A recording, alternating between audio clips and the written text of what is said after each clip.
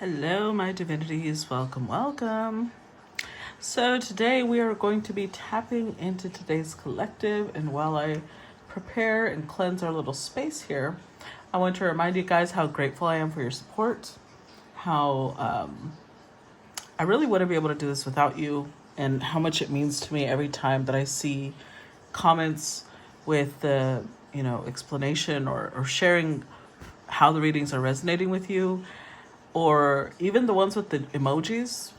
I love that. It lets me know you guys really want to support me. You guys are really listening and trying to apply what you're hearing in your life. And I love that. That obviously makes me very happy. So let's go ahead and get started with today's collective. I felt a very lovey-dovey vibe today. And these are the decks I was drawn to. So let's just see what this has to do with today's collective. We got the return, a new story. You decide, alignment is coming together.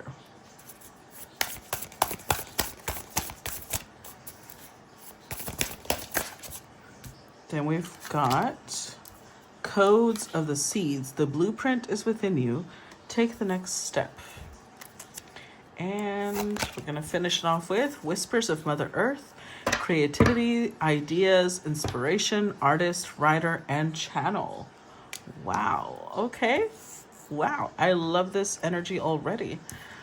So let's see. Let's start by reading Whispers of Mother Earth, and then we'll move on to the return and then Codes of the Seeds. Okay, so Whispers of Mother Earth. This one says, there are creations seated within you, planted before your birth. There are unborn possibilities yearning to be woven and creative solutions waiting to be realized. Songs of the ancient earth humming through you, beckoning to be sung, new consciousness that longs to be written into matter. Surrender to the creations whispering you forth. Perhaps they're calling you to reweave the web of life in some small way, to stitch the soul in a little more. We came bearing keys for each other, and as you share your song, it unlocks something in someone else. Creativity and intuition come from the same sacred place. They can't be reproduced.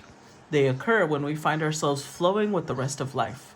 Earth is a planet of creativity, and yet so many of us have forgotten how to truly create. So much of humanity has been raised to consume. We're so focused on more that we've forgotten how to grow sustainably. Our consumption is killing us. Trust the seeds that have been planted within you. Somewhere along the way, we stopped seeing ourselves as artists, creatives, poets, singers. Yet to be human is to be creative. It doesn't matter what the result may be, just carve out time to express your soul through your creativity. The seeds planted within you will show you the way. They have intelligence within them, and all you need to do is tend them through daily grounded creative action. So the question at the end is, what does your soul most yearn to create? Interesting. All right, now we've got the return. Let me find it real quick.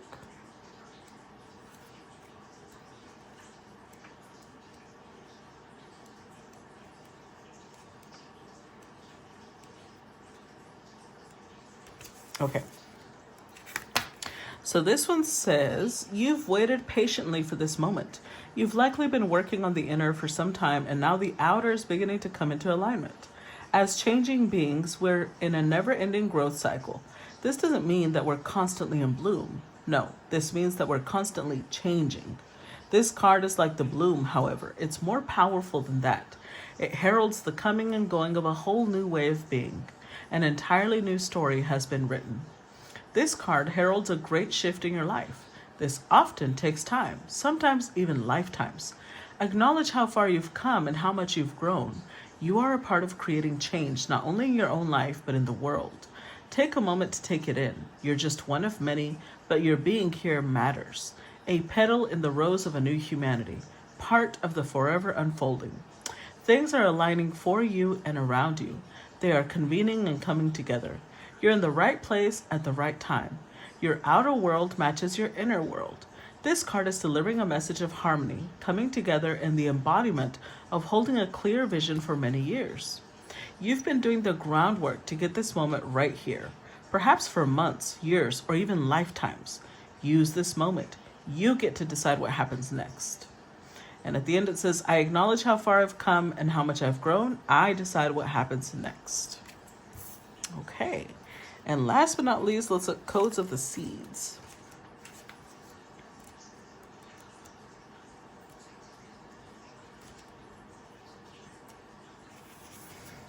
All right, so this one says, seeds come in knowing exactly what to do. Within them, they hold the potential of entire forests and rose gardens.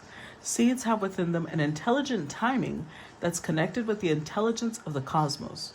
We're all seeds, future forests and gardens waiting to be born.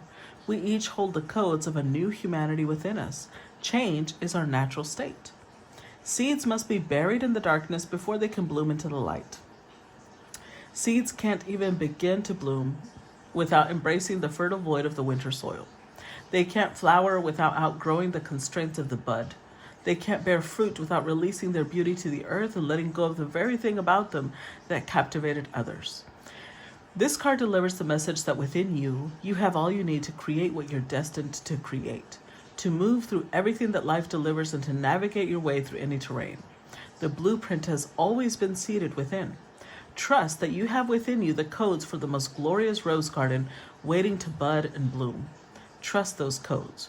Remember that blueprint. All you need to do now is take the next step. And tomorrow, take the next.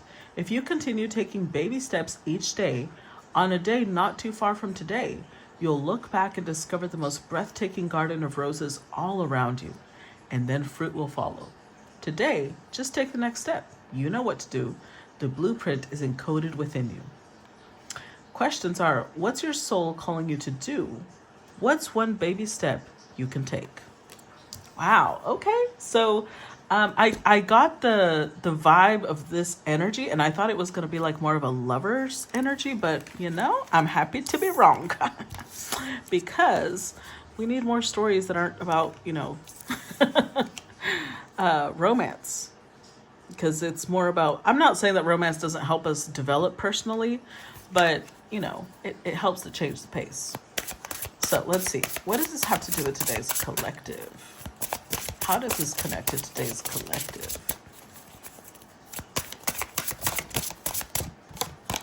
Okay, so we're going to start with Judgment. I don't know if that's an I or a T. Tannhauser and Elizabeth. Judgment. Okay. Let's see. And then Princess of Arrows, which is the Page of Swords, Psyche.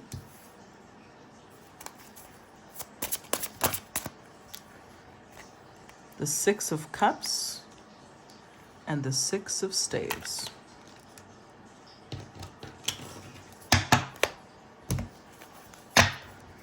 Overall energy, we've got the Eight of Staves, Contemplation, which is the Hermit, Abelard and Eloise, Seven of Staves, Eight of Arrows, Five of Cups. So I do think that this is about somebody who has possibly for some time, with the Eight of Swords, Five of Cups here, they might have been left behind by some King of Cups. Either there was abandonment or there was maybe just issues between a romantic couple. But whatever this is has led towards someone else really learning to stand up and fight their inner demons. They've become wiser. And something is really, it's like, this is fast, like really fast. Because something is shifting within this person, their outside is about to shift very, very quickly. To the point where this person might not be expecting it. But hold on, let's look at who is Abelard and Eloise. Because some of these love stories I know, but like Abelard and Eloise, I do not. Neither do I know this one. But let's do Abelard and Eloise first.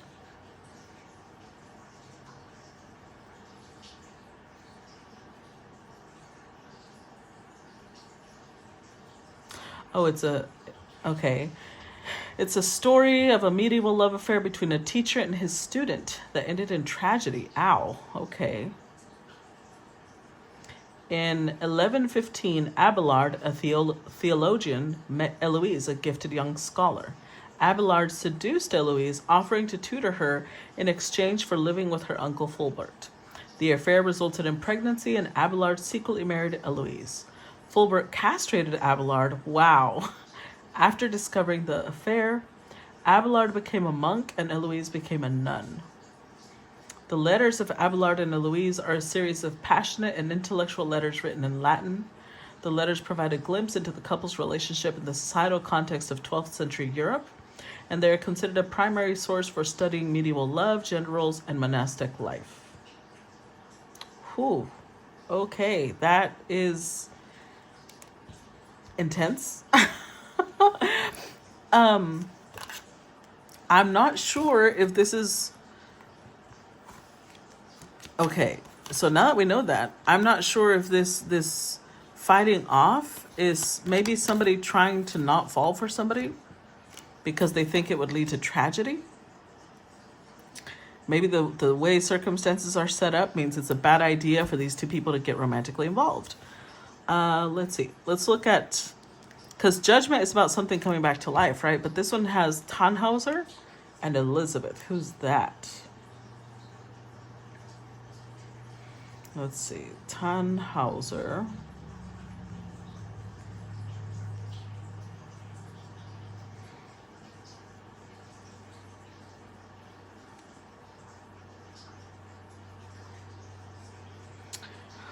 Okay, hold on. No. Let's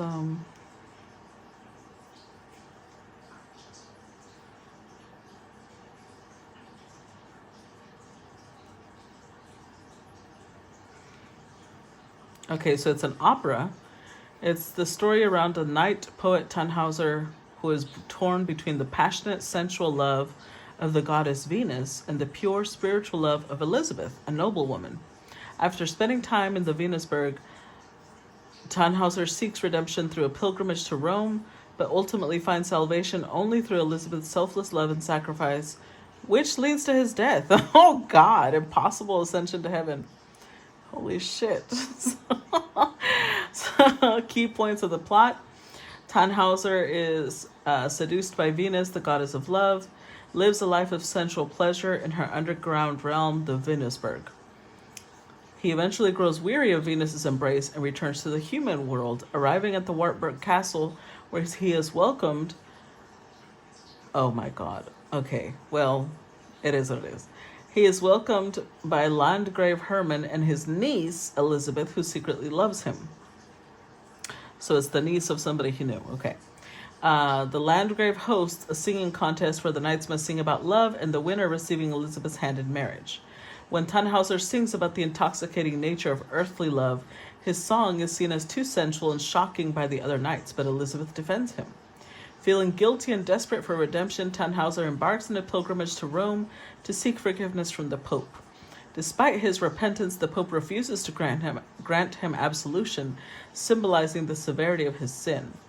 Back at Wartburg, Elizabeth, believing Tannhauser is beyond redemption, prays fervently for his salvation, even offering her own life.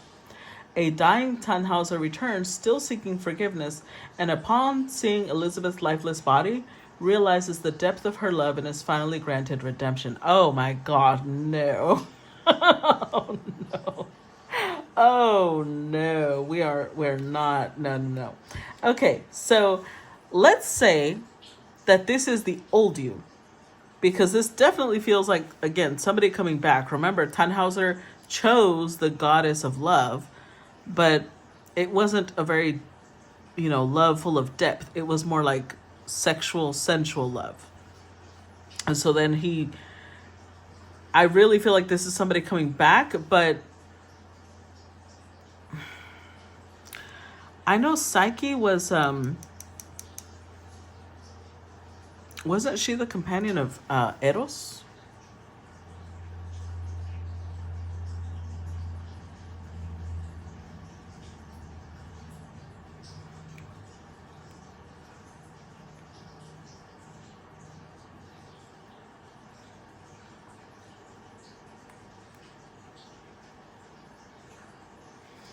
Okay, so in Greek mythology, the story of Psyche and Eros is about a mortal woman and the god of love who fall in love and eventually marry. The story has been adapted into many works of art. Psyche is the beautiful daughter of a king and queen. The goddess of beauty and lust, again, the goddess of beauty and lust, Aphrodite, is jealous of Psyche's beauty and sends her son Eros to make Psyche fall in love with an ugly man. Eros falls in love with Psyche instead and visits her every night.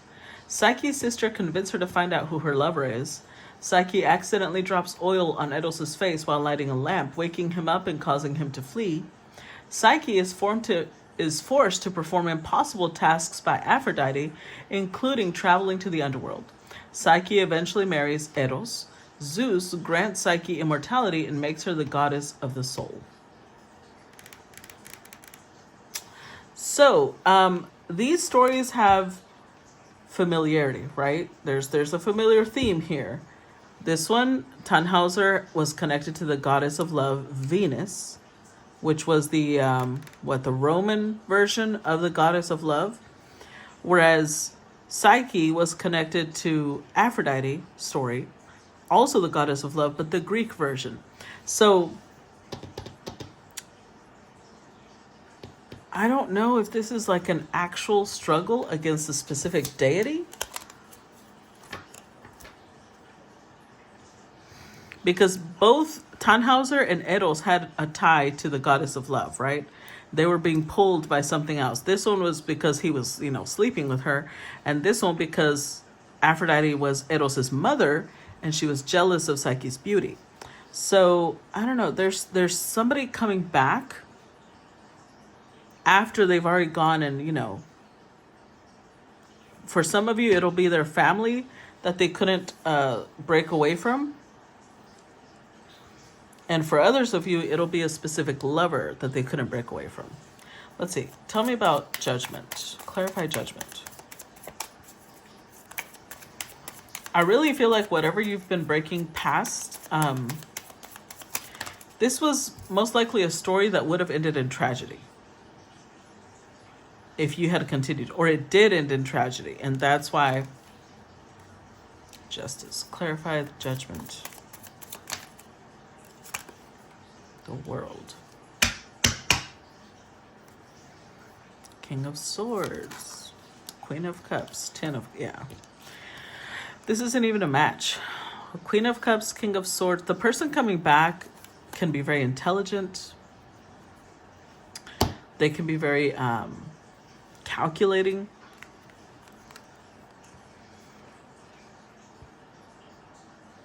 But there is this story was about redemption. And in this one, she had to be the one, doing the redemption. So something about someone wanting to redeem themselves.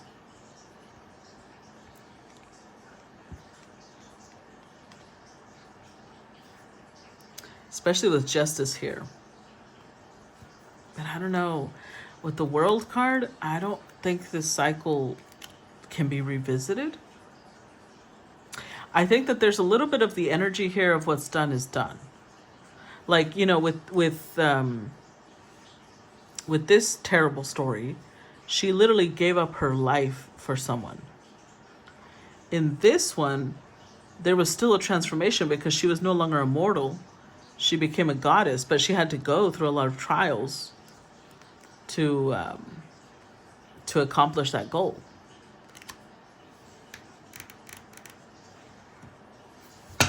Clarify Princess of Arrows. Because it could be two different stories and they're going to end differently.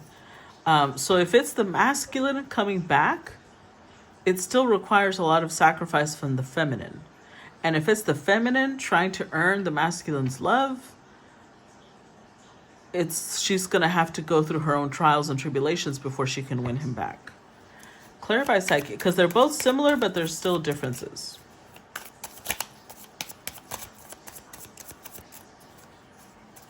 Clarify Princess of Arrows.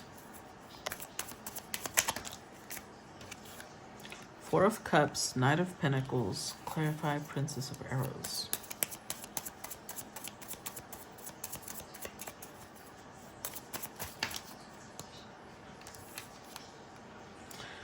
Two of Swords reversed, Nine of Wands. See, two different outcomes, very different outcomes.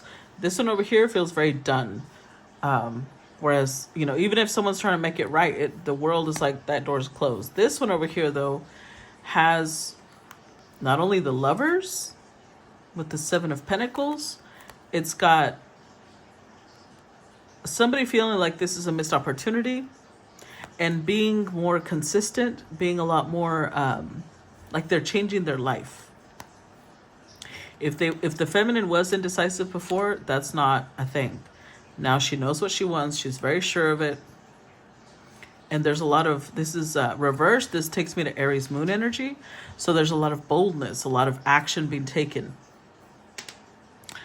With the Nine of Wands specifically, it's very much about I'm not giving up and ultimately accomplishing the Two of Cups.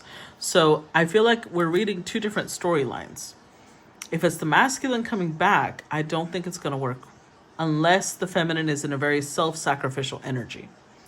And over here, it's not going to work unless the feminine is willing to put in the work to regain the masculine's favor. Or the family. Because remember here, she didn't really lose Eros's favor. She had to prove herself to Aphrodite. Clarify Six of Cups. Hanged Man. Knight of Swords. Clarify Six of Cups.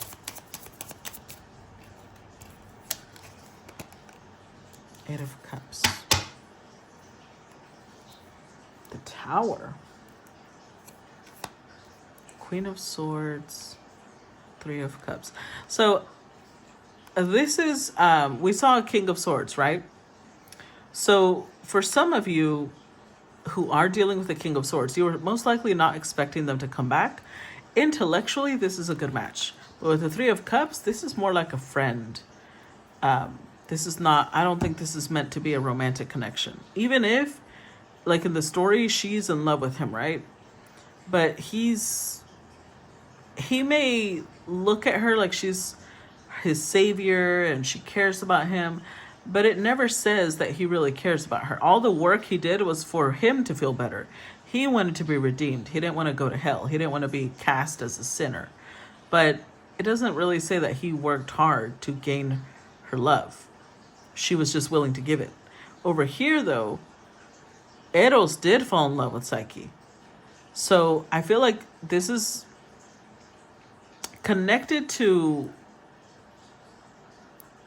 Wednesday's collective, because some of you may perceive this person as like, oh, they're coming back, so they must love me. And you might think that you're on this timeline when you're not.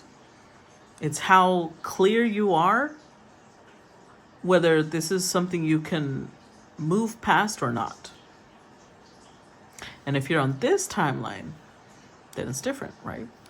But only you know which timeline you're on. Because at the Hanged Man, paired with the Six of Cups, this is somebody who hasn't moved on.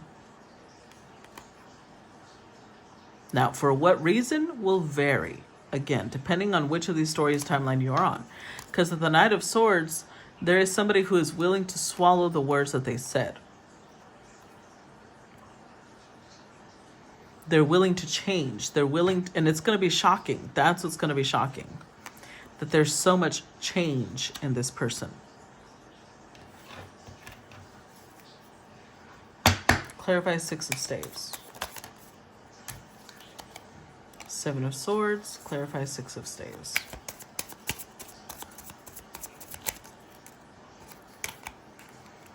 King of Cups. Page of Swords.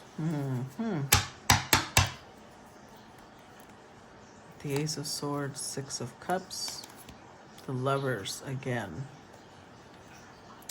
So it really comes down to you deciding which timeline you're on. Because there is, this Six of Cups was connected to the Psyche and Eros story. But this Six of Wands is connected to the Tannhauser and Elizabeth story. Because Six of Wands is Leo Jupiter. It's a lot of ego. It's a lot of feeling like they are important to somebody. So this King of Swords is coming back because They love, remember, Elizabeth is willing to give her life for this person. They love how giving the feminine is. They love how important they are to her. So the Six of Wands is for the people who are coming back, not because they love her, but because they love how important they are to her. Yeah. The Seven of Swords here, this is like a casket, right? What's in the casket? Hope. Reflection. This is somebody who does not reflect, and this is somebody who doesn't really act out of hope. I know y'all are just sick of hearing me talk about K-dramas and C-dramas, but one of the most recent ones I was watching, and it's one I've brought up before, but there's a different angle. One of the gentlemen in the scenario, he is constantly in victim mentality. It's always everyone else's fault. When he is in trouble, when things go sideways, this man does not know how to take accountability. And it's like there's moments where I just want to reach through the camera and shake him. Reach through the screen, not the camera. Because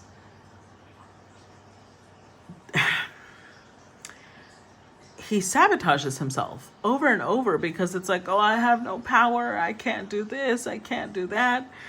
That's this type of person. It's always going to be everyone else's fault. They may drink away their sorrows, their issues. And with the Page of Swords, they may also be writing. They may also be creating things, but it's a very different frequency from this to this. So there's going to be similarities, and your discernment is going to have to be really sharp. And remember, if your discernment is not sharp enough to tell the difference and you feel like you messed up, there's no such thing as messing up. There's no such thing. There's learning curves, right? If we are drawn to something, it's because there's something that we need to look at in that situation, all right? But you'll know which is your true person because they're willing to change their lives. Like, and they're making the changes possible, invisible, to be able to match you in frequency. So, I was over here trying not to mess up the cards, and that's exactly what I did. All right, so let's go ahead and stop this one here because this is part 1, part 2, and I will see you guys on part 2. If you're already on Patreon, I'll see you over there. If you want to support and you want to show, that you want to help the growth of the channel or the subscription, then make sure in the comments down below to drop the emojis that show up in the title, and I would greatly appreciate that. All right, love you guys. Talk to y'all later. Bye-bye.